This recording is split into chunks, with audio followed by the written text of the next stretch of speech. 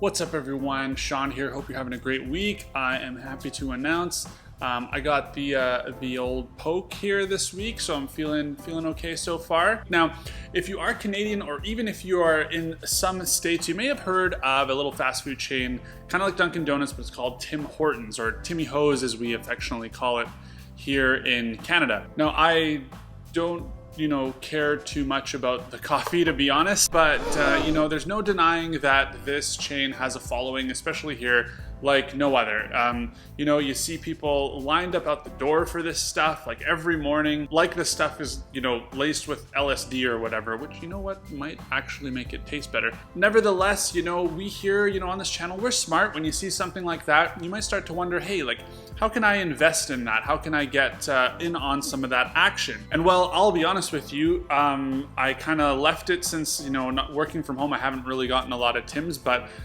their breakfast sandwiches have recently improved because they're using real eggs. They're now on this kick of trying to get rid of single-use plastics, which is kind of nice. So I started to think like, they probably got a few cues from A&W there. Would this be a good time to invest in Tim Hortons? And well, lo and behold, you cannot actually invest in Tim Hortons. Tim Hortons doesn't have a ticker symbol. The way you can invest is by investing in its parent company called Restaraunt Brands, Inc., which, by the way, guys, super original name there. Now, the ticker symbol is QSR, and keep in mind, QSR also owns Popeyes and Burger King. Now, I'm not going to get into those two chains just because I started talking and talking about Tim Hortons here, but let's just look at QSR. Let's go through some of the ratios and see if this is a stock to maybe put on your watch list or research further. So let's just get into it.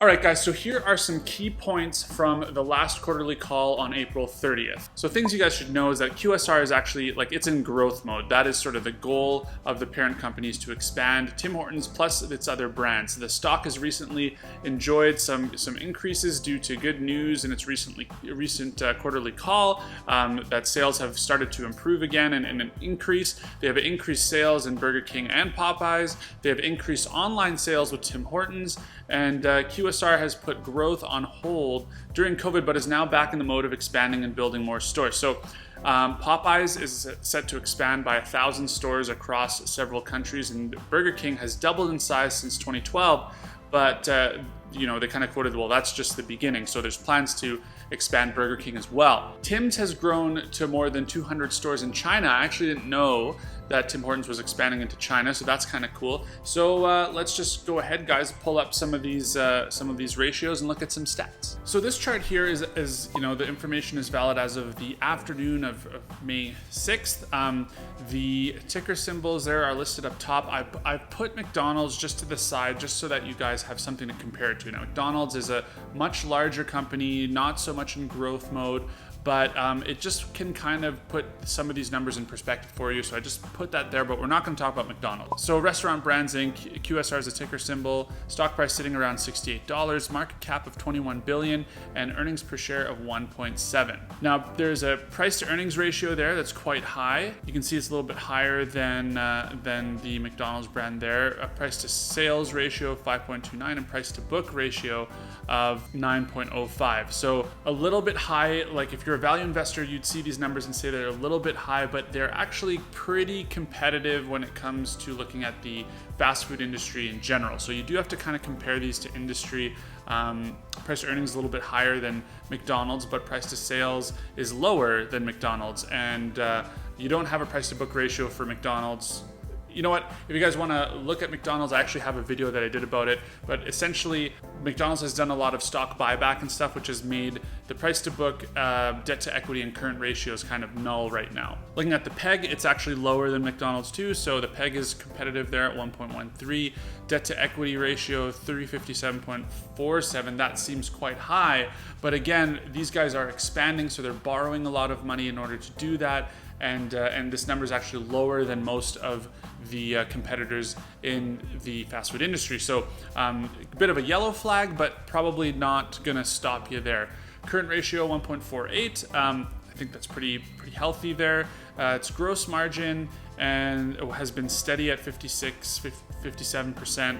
Operating margin, however, has been decreasing. It's at 28%, and you can see kind of less than what its competitors or what McDonald's kind of does there too. So just something to keep in mind. Now, as far as dividends go, it's got a higher yield, okay, 3.8%. So the dividend is about 80% of its free cash flow, but they're also relatively new at doing dividends too. So with some positive outlook here, which we do have on the stock, they've met and beat targets here in the past. I believe that you're kind of safe, even though that payout ratio is a little bit higher than we'd like to probably see. So it's worth noting that they are beating they've beaten their targets for earnings per share, and right now it's a little bit below the estimated target of a lot of analysts. They're thinking that this stock would be around the $70, $71 mark. So it's still got a little bit of growing to do if you're assuming it's going to hit those analysts' predictions. So some quick takeaways. So Tim's, we've got that brand loyalty in Canada. They also have some sustainable initiatives now, and it's owned by QSR, like we talked about.